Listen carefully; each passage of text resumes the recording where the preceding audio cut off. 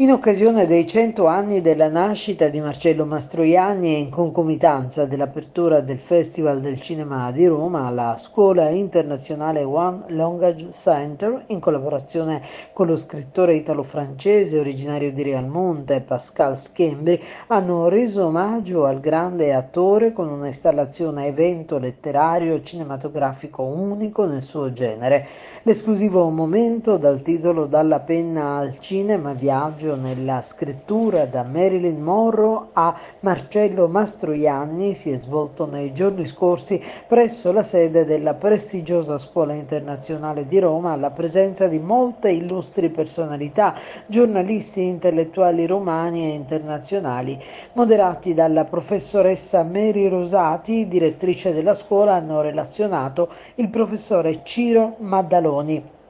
esperto in politica internazionale, la professoressa Franca Katia Ranieri, dottore di ricerca in geopolitica, e la giornalista e critico musicale Stella Camelia Enescu.